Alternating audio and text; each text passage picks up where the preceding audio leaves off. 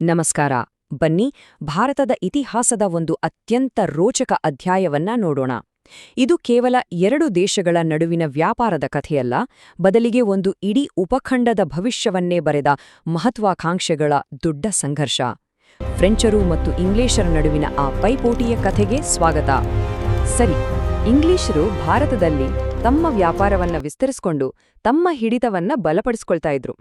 ಆದರೆ ಸಮುದ್ರದಾಚೆಯಿಂದ ಮತ್ತೊಂದು ಯುರೋಪಿಯನ್ ಶಕ್ತಿ ಭಾರತದ ಕಡೆಗೆ ಬರ್ತಾ ಇತ್ತು. ಅವರ ಆಗಮನ ಕೇವಲ ವ್ಯಾಪಾರಕ್ಕೆ ಅಂತೂ ಆಗಿರ್ಲಿಲ್ಲ. ಹಾಗಾದ್ರೆ ಇಂಗ್ಲಿಷರ ಆಟವನ್ನೇ ಚೇಂಜ್ ಮಾಡೋಕೆ ಬಂದ ಶಕ್ತಿ ಯಾವುದು? ಅವರ ನಿಜವಾದ ಉದ್ದೇಶವಾದ್ರೂ ಏನಿತ್ತು? ಆ ಹೊಸ ಆಟಗಾರನೇ ಬೇರಾರೂ ಅಲ್ಲ, ಫ್ರೆಂಚರು. ಅವರ ಎಂಟ್ರಿ ಭಾರತದ ರಾಜಕೀಯ ಮತ್ತು ವಾಣಿಜ್ಯ ರಂಗದಲ್ಲಿ ಒಂದು ಹೊಸ ತೀವ್ರವಾದ ಸಂಘರ್ಷಕ್ಕೆ ನಾಂದಿ ಹಾಡಿತು. ಫ್ರೆಂಚ್ ಈಸ್ಟ್ ಇಂಡಿಯಾ ಕಂಪನಿ ಶುರುವಾದ ತಕ್ಷಣ ಭಾರತದ ಸಂಪತ್ತಿಗಾಗಿ ನಡೀತಿದ್ದ ಯುರೋಪಿಯನ್ ರೇಸ್ ಇನ್ನಷ್ಟು ಟಫ್ ಆಯ್ತು. ಯಾಕಂದ್ರೆ ಇಂಗ್ಲಿಷರಿಗೆ ಈಗ ಸಿಕ್ಕಿದ್ದು ಸಾಮಾನ್ಯ ಪ್ರತಿಸ್ಪರ್ಧಿಗಳಲ್ಲ, ಅವರಷ್ಟೇ ಮಹತ್ವಾಕಾಂಕ್ಷೆ ಇರೋರು. ಹಾಗಿದ್ರೆ ಅವರು ಭಾರತದಲ್ಲಿ ಹೇಗೆ ತಮ್ಮ ಜಾಗ ಮಾಡ್ಕೊಂಡ್ರು? ಬರೀ ವ್ಯಾಪಾರಸ್ಥರಾಗಿಯೇ ಉಳಿದ್ರಾ, ಅಥವಾ ಅವರ ಪ್ಲಾನ್ ಅದಕ್ಕಿಂತ ದೊಡ್ಡದಿತ್ತಾ? ಈ ಟೈಮ್ಲೈನ್ ನೋಡಿ, ಇದರಲ್ಲಿ ಒಂದು ತುಂಬಾ ಇಂಟ್ರೆಸ್ಟಿಂಗ್ ವಿಷಯ ಇದೆ.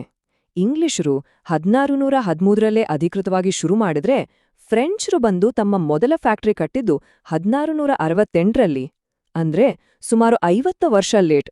ಬಹುಶಃ ಇದೇ ಕಾರಣಕ್ಕೆ ಅವರು ತಮ್ಮನ್ನ ತಾವು ಪ್ರೂವ್ ಮಾಡ್ಕೊಳ್ಳೋಕೆ ಇನ್ನಷ್ಟು ಅಗ್ರೆಸಿವ್ ಆಗ್ಬೇಕಾಯ್ತೇನೋ, ಅಲ್ವಾ? ಇಲ್ಲಿಯವರೆಗೂ ಇದು ಬರೀ ಬಿಸ್ನೆಸ್ ಕಾಂಪಿಟಿಷನ್. ಆದ್ರೆ ಒಬ್ಬ ವ್ಯಕ್ತಿ ಎಂಟ್ರಿ ಕೊಟ್ಟ ಇಡೀ ಆಟದ ಸ್ವರೂಪವೇ ಬದಲಾಗಿ ಹೋಯ್ತು. ಆತನೇ ಗವರ್ನರ್ ಡೂಪ್ಲೆ. ಈತನಿಗೆ ವ್ಯಾಪಾರಕ್ಕಿಂತ ದೊಡ್ಡ ಕನಸುಗಳಿದ್ವು. ಆತನ ಬರೋಬ್ಬರಿಯಿಂದ ಫ್ರೆಂಚರ ಪ್ಲಾನ್ಗಳೇ ಯೂ-ಟರ್ನ್ ಹೊಡೆದ್ವು. ವ್ಯಾಪಾರದಿಂದ ಸಾಮ್ರಾಜ್ಯಕ್ಕೆ. ಈ ಒಂದು ಮಾತು ಸಾಕಲ್ಲ. ಡೂಪ್ಲೆ ಬಂದ ಮೇಲೆ ಫ್ರೆಂಚರ ಉದ್ದೇಶ ಬರೀ ಲಾಭ ಮಾಡೋದಲ್ಲ, ಬದಲಿಗೆ ಇಡೀ ಭಾರತದಲ್ಲಿ ಒಂದು ಫ್ರೆಂಚ್ ಸಾಮ್ರಾಜ್ಯವನ್ನೇ ಕಟ್ಟೋದು ಅಂತಾಯಿತು.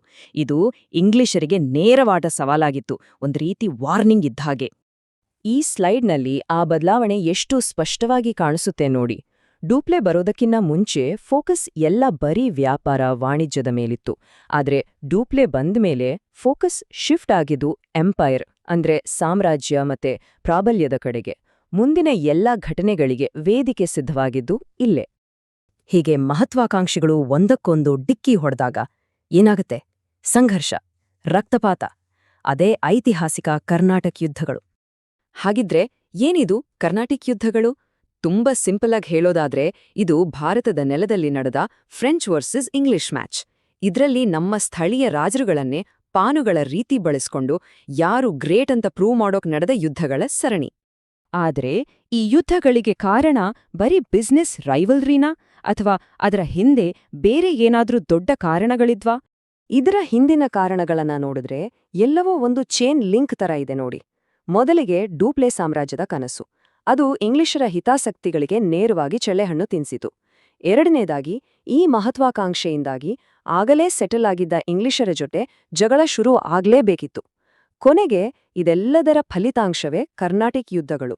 ಅಂದ್ರೆ ಒಬ್ಬ ವ್ಯಕ್ತಿಯ ವಿಷನ್ ಇತಿಹಾಸದ ದಿಕ್ಕನ್ನೇ ಹೇಗೆ ಬದಲಾಯಿಸ್ಬೋದು ಅನ್ನೋದಕ್ಕೆ ಇದಕ್ಕಿಂತ ಒಳ್ಳೆ ಉದಾಹರಣೆ ಬೇಕಾ? ಸರಿ, ಇಷ್ಟೆಲ್ಲ ಆಯ್ತು. ದಶಕಗಳ ಕಾಲ ಹೋರಾಟ ನಡೀತು. ಹಾಗಿದ್ರೆ ಕೊನೆಗೇನಾಯ್ತು?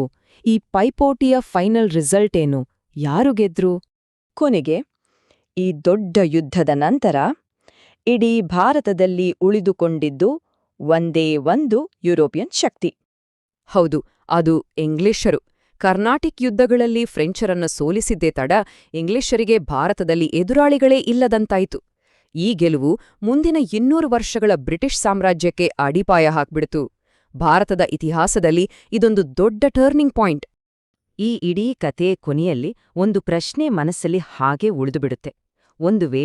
ಒಂದು ವೇಳೆ ಡೂಪ್ಲೆಯ ಕನಸು ನಿಜವಾಗಿದ್ರೆ, ಕರ್ನಾಟಿಕ್ ಯುದ್ಧಗಳಲ್ಲಿ ಫ್ರೆಂಚರು ಗೆದ್ದುಬಿಟ್ಟಿದ್ರೆ, ಯೋಚನೆ ಮಾಡಿ. ಹಾಗಾಗಿದ್ರೆ ಇವತ್ತು ನಮ್ಮ ದೇಶದ ಕತೆ ಹೇಗಿರ್ತಿತ್ತು?